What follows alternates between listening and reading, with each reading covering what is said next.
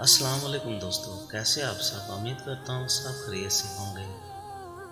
شام کے مشہور تابعی مکحول کا بیان ہے کہ حکیم لقمان کالے کلوٹے نوبی غلام تھے۔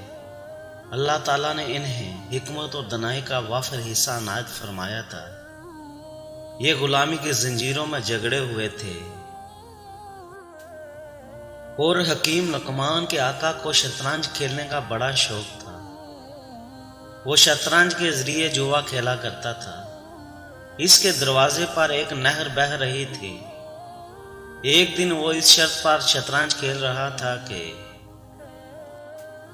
فرقین میں سے جو ہار جائے وہ اس نہر کا پورا پانی پیے گا، بصورت دیگر ہارے ہوئے ساتھی کو جرمانے کے طور پر فدیہ دینا پڑے گا، جس کا تعین جیتنے والا ہی کرے گا۔ اتفاق یہ ہوا کہ حکیم لقمان کا آقا بازی ہار گیا۔ جیتنے والے ساتھی نے حکیم لقمان کے آقا سے کہا کہ تم کھیل ہار چکے ہو، اب شرط کے مطابق نہر کا پانی پیو یا فدیہ دو۔ آقا نے پوچھا، فدیہ میں کیا چاہتے ہو؟ جیتنے والا بولا کہ فدیہ یہ ہے کہ میں تیری دونوں آنکھیں نکال دوں گا اور تیری ساری جائیداد پر قبضہ کر لوں گا۔ حکیم لقمان کے آقا نے کہا کہ مجھے فیصلے کے لیے ایک دن کا موقع دو۔ جیتنے والے نے ایک دن کی مہلت دے دی۔ حکیم لقمان کا آقا بہت رنجیدہ ہوا۔ وہ غم زدہ حالت میں بیٹھا ہوا تھا۔ شام کے وقت حکیم لقمان اپنی پیٹھ پر گٹھری لادے آئے تو دیکھا کہ ان کا آقا انتہائی غم و رنج کے عالم میں نڈال ہے۔ حکیم لقمان نے آقا کو سلام کیا، پیٹھ سے بوجھ اتارا اور آقا کی خدمت میں بیٹھ گئے۔ ان کے آقا کا معمول تھا کہ جب بھی وہ اس کی خدمت میں حاضر ہوتے تو ان کی حکمت بری باتیں سنتا اور محفوظ ہوتا، مگر آ جاتا منہ لٹکائے مایوس بیٹھا تھا۔ حکیم لقمان نے عرض کیا، آقا کیا ماجرا ہے؟ آپ افسردہ کیوں بیٹھے ہیں؟ آقا نے غلام کی بات پر کوئی توجہ نہیں دی اور اپنا رخ پھیر لیا۔ حکیم لقمان نے دوسری اور تیسری دفعہ اپنی بات دہرائی، مگر آقا نے ان سے کوئی بات نہیں کی۔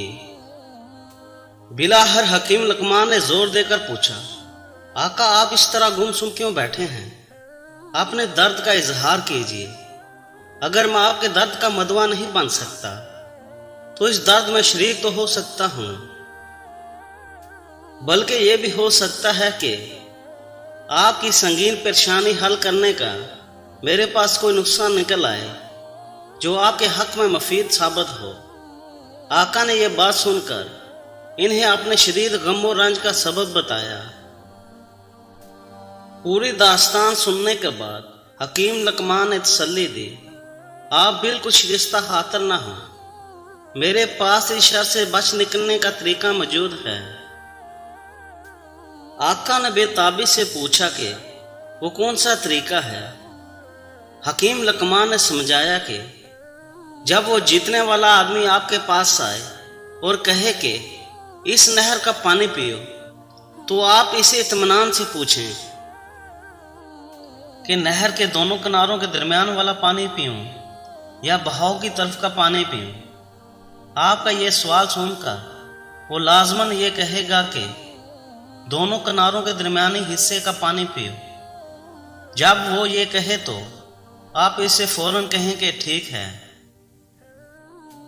میں نہر کے دونوں کناروں کے درمیانی حصے کا پانی پیوں گا، مگر پہلے تم بہاؤ کو روکو تاکہ میں پانی پی لوں۔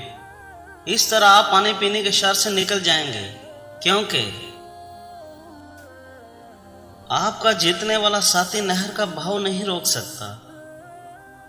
جب وہ یہ کام نہیں کر سکے گا تو نہر کے دونوں کناروں کے درمیانی حصے کا پانی پینے پر اس کا اصرار باقی نہ رہ سکے گا، آپ کو چھٹکارا مل جائے گا۔ آقا کو دانشور غلام کی ترکیب بڑی اچھی لگی اور اس کے دل کو قدرے سکون ملا۔ اگلے دن صبح اس کا ساتھی آیا۔ اس نے مطالبہ کیا کہ میری شرط پوری کرو۔ آقا نے کہا، بہت اچھا۔ پہلے یہ بتاؤ کہ نہر کے دونوں کناروں کے درمیانی حصے کا پانی پیوں یا بہاؤ والے حصے کا؟ ساتھی نے کہا کہ کناروں کے درمیانی حصے کا پانی پیو۔ آقا نے کہا بہت اچھا، اب تم یوں کرو کہ پہلے نہر کا بہاؤ روکو تاکہ میں تمہاری شرط پوری کر سکوں۔ ساتھی بولا، یہ تم کیا کہتے ہو؟ کیا یہ میرے لیے ممکن ہے؟ آقا نے کہا کہ تمہاری شرط بھی مفقود اور ہماری شرط بھی مفقود۔ یوں یہ معاملہ بخیر و خوبی ختم ہوا اور آقا بڑا خوش ہوا اور خوشی سے اس نے حکیم لقمان کو آزاد کر دیا۔ دوستوں، اگر ویڈیو اچھی لگی ہو تو لائک، شیئر، سبسکرائب ضرور کریں۔ شکریہ۔